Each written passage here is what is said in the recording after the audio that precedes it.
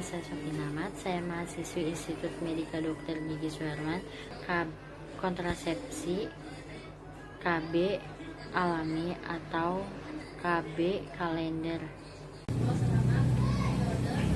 Assalamualaikum Bu Bidan. Waalaikumsalam, silakan. Ibu perkenalkan, nama saya Sofina. Kalau Ibu siapa ya Bu? Putri Bu. Ibu Putri. Iya. Ibu umurnya berapa tahun? 20 tahun Bu. Sudah punya anak belum Bu? Belum. Bu, ada yang bisa saya bantu? Jadi saya kesini pengen ini Bu, masang KB.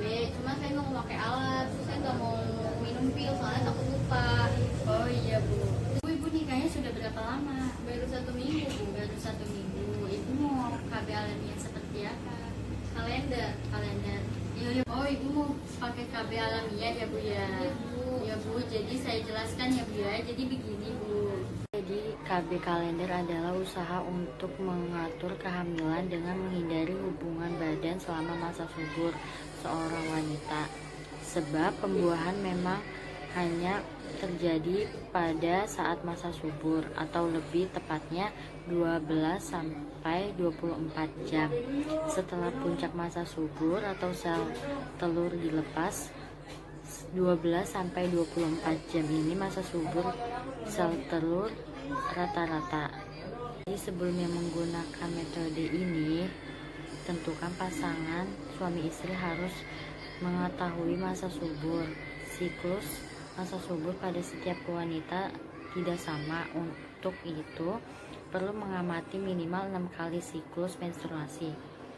Jadi keuntungan KB kalender itu ditinjau dari segi ekonomi, dari segi kesehatan, dan dari segi psikologis.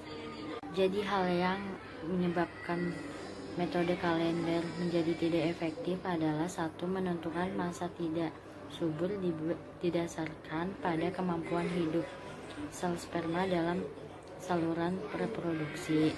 Yang kedua, menentukan masa tidak subur tidak didasarkan pada siklus menstruasi sendiri. Yang ketiga itu kurangnya pemahaman tentang hubungan masa subur atau ovulasi dengan perubahan jenis lendir serviks yang menyertainya. Yang keempat itu anggapan bahwa hari pertama menstruasi dihitung dari berakhirnya perdarahan menstruasi. Hal ini menyebabkan menentukan masa tidak subur menjadi tidak tepat. Kita ngitung masa subur yang siklusnya 28 hari ya. Kalau yang 28 hari itu misalkan menstruasinya itu tanggal 1, lalu menstruasi yang kedua itu tanggal 29. Berarti kita hitung mundur dari tanggal 28 sampai 14 hari. 1, 2, 3, 4, 5, 6, 7, 8, 9, 10, 11, 12, 13, 14. Berarti di tanggal 15 itu kita masa subur. Tapi kita lihat dulu plus minusnya. Plusnya itu 2 hari dari tanggal 15, 16, 17. Nah, ini kita lingkarin. Terus minusnya itu 2 hari juga dari tanggal 13 sampai 14. Berarti tanggal 13 sampai 17 ini adalah masa subur kalian. Sekarang kita akan menjelaskan yang menstruasi yang tidak teratur.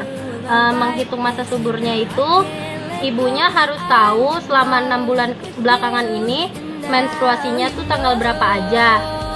Terus kita lihat dari 6 bulan belakangan ini yang paling sedikit siklusnya itu berapa. Misalkan ibu menstruasi yang paling pendeknya itu tanggal 28. Terus ini diambil 18.